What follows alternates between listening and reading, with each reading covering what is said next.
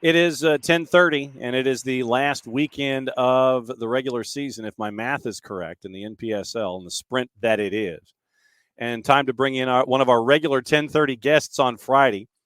Jonathan Mercado, the head coach of Apotheos FC, dropping by. Coach, it's Jarrett and it's John. Happy Friday. Happy Friday, guys, and happy Fourth of July. I hope everybody had a great Fourth yesterday. Good to hear you guys again. All right, Jarrett, you're batting leadoff with it. Go for it. Hey, Coach, last game of the regular season. I know.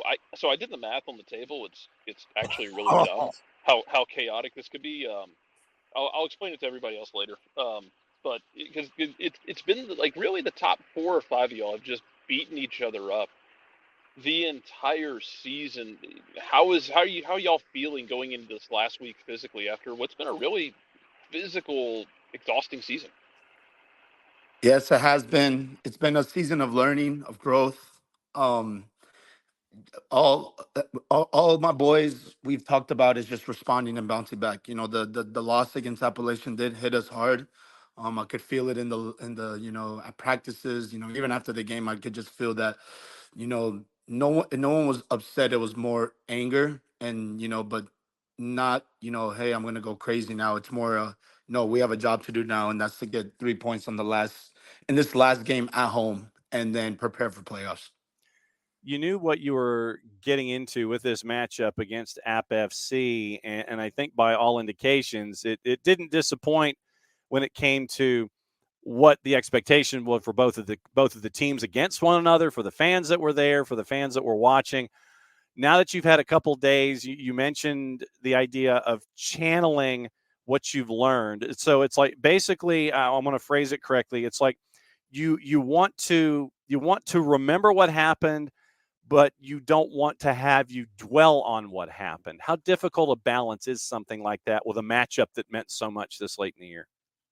It's tough, especially someone that's passionate. I consider myself a very passionate player, coach. It did take me a while to, kind of just really soak it all in and understand that, hey, we had a good run. Appalachian stood up excellent against us. We tried things. We threw numbers up. We went down in the game. We responded with the goal, but the game got very, very, very even for a long time in the game, and then it came down to just moments of truth, and they just one up. They one upped us, and we fought hard to get that second goal, but it did not come. But like I said, I know my boys. We've been working hard this week. We are channeling all of this. How can I say? Not anger, just I guess we're driven. We're a little more driven than usual to really get these 3 points and get a good spot on the table going into playoffs. Coach, I want to ask you about the app game in particular, and games like it, where like it gets in the second half and it kind of turns into a pitch battle where it's back and forth. How tough is it for y'all or for you to kind of convey guys that we're not going to be able to control the game for 90 minutes, and how to handle those moments maturely and safely when you aren't in control of the game, so that you don't let it slip? Yeah, it's a tough one. People really do underestimate the challenge that is managing a game for 90 minutes. You know, I demand a lot from my players. We have a great mix of experience and youth. I really tell everybody, to clock in their shift and put in everything that they can, experience, intelligence, playing with maturity. That's why we have fresh subs. And the guys that have been coming in into the second half have really impressed me. I'm very proud of them because they've been nothing but team players all season, and they've came in every single time and brought some life into the game, and it's not that the guys that have been starting, it's not that they haven't given us anything. It's just tired legs, especially in a game like Appalachian. I could see the tired legs were everywhere, and it's good to have a lot of it's good to have youth coming into the game, especially late in the game. And like I said, we're gonna try things this last game of the season. 3 points is all that matters to us, but this is a time right now where certain players have not gone unnoticed, and I believe it's time for me to give them their chance to prove to us, to the community that they do. They are an asset to our team. But all in all, my boys, we're ready to go 90 minutes hard against Port City and be ready for playoffs. 7:00 kick at Silverbacks Park. Port City visiting Apotheos last week of the regular season before you get into the NPSL playoffs here. And everybody's a 7:00 start. All 8 teams, 4 matchups, all 7:00 starts. One of the other big ones is App hosting Charlottetown Hops at Ted Mackerel and Boone, keeping an eye on that one as well. And 865 with Hickory FC out at Hardin Valley. Coach, you mentioned getting players reps in this matchup against Port City, folks that have deserved it. Has there been anyone or a group of anyones that have pleasantly surprised you this season from first impression to now? Has there been anybody that has been a real surprise for you and a pleasant surprise for Apotheos this year? Yes, we have a couple guys. Alex Guzman, he's came in, helped us out up top. Very stocky player, smart player as well. Excellent footwork. We have guys like Andrew Chica who have came in and brought us life into the midfield. When the tired legs start taking over, he plays our style. He loves checking to the ball, tiki taka, moving the ball, rotating the ball. And there's a bunch of other guys that have came in, but I'm very proud and impressed with, those are only 2 guys, but just overall with everybody that has represented our team from minute 1 to minute 90. No one has ever, they understand that the bigger picture is the team. So whether they play 90, whether they play 10 minutes, it's all for the team. And I couldn't be more grateful and thankful to have these, to be coach for these guys. Jarrett, go for it. Coach, I actually want to ask you about a moment I saw last game. Abato Sanchez has been really dangerous in the attack, but also had to do a lot defensively the last few games. Halfway through that app game, I saw you pull him aside at halftime, having a conversation with him, like not an angry one, but like a spirited conversation. Mm-hmm. And then him, being a little more aggressive in the second half, winning those first balls, going after those second balls.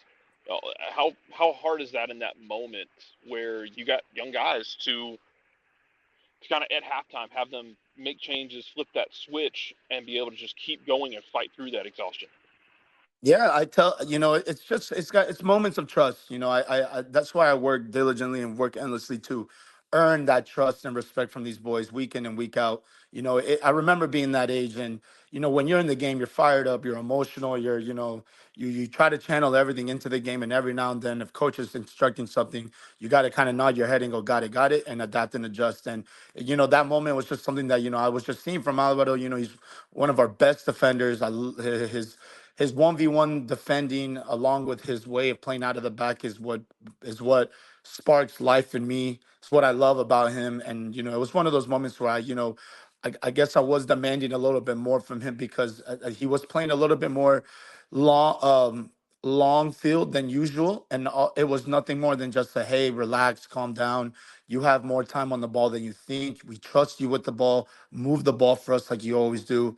And and it wasn't like a threat, like, oh, if you don't do that, then no. It's more of, I do my best to try to inspire, impact, and influence these guys to the best of my ability. And then I try to how do I say, plant the seed, paint the picture for them to see, and then I kind of leave it in their hands to respond.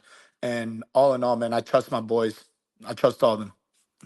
How much have you learned about yourself as a head coach this year? Because, Jarrett and myself and Maddie and Jason, we all have got the chance to see you at the beginning of the season. Mm-hmm. What have you learned about yourself in this run as head coach at Apotheos this year? Something that I've learned is I was a very emotional, passionate player growing up. I think I still am. I've just matured over time. I understand, I know how to win and I know how to lose. If there's something that's maybe unique about me, is the way that I want us to win. People are, the past couple weeks we've gotten these 3 points, and it's been great. Like, we went on a good run, but I've also haven't been satisfied. I haven't been content with the way we've been playing. We've gotten the points, but I've told my boys week in and week out that there is a way to win, and I'm very picky when it comes to that. And if we're gonna lose, it better be us getting absolutely ran out of the park. We're not gonna settle for just random teams to come in and just, you know, dictate how we're gonna play. And I really have challenged these guys in this last game going into playoffs for us to dictate the tempo of the game, not the other way around. So if there's something that I've learned about myself is about this season and to challenge myself moving forward is to keep working on just managing not only my emotions on the sideline, but knowing how to manage the emotions of my boys, my team, and knowing how to, you know, see what's in front of me and then not make sporadic decisions or make decisions out of just emotion. You know, that's why I have my coaching staff. I wouldn't have been able to do any of this without them. You know, it helps so much to have their eyes there, their perspective helps me like crazy. But you know, I've learned so much, and if it comes down to it, it's just, you know, if there's a word to say to describe what I've learned this year, is just a perspective of the game. Perspective. It's one thing to be on the sideline; it's something totally different to be on the field, and it's my job to keep everybody together, all bought in for the bigger picture, which is the team. And Coach, I guess my last one for you would be, I actually wanted to ask about for the last game. You talked about guys who have been coming along as the season goes along. We had talked about Kodai Tanaka. We had talked about Aaron Witten and the hard work he does up top. But last week, Keegan Gantley just decided to take that game over for a bit. I wanted to ask about his growth this season and his progress. And I know your outside backs basically take up residence in the attacking half most of the time anyway. But I'll ask about his overall game and his growth this season. Oh, Kane has been absolutely amazing. He is one of the most versatile players I've met.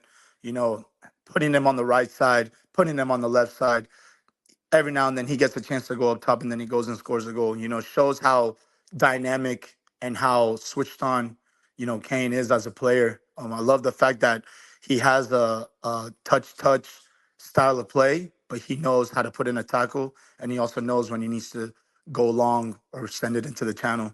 I've been so proud of him. You know, our culture, we come from two different cultures. So I think at the beginning of the season, it was kind of tough to get everybody bought in. You know, I'm South American, getting guys from Europe.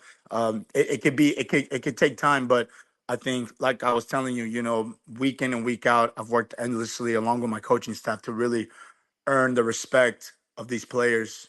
And, you know, I think we've gone to a really nice position now where we all trust each other.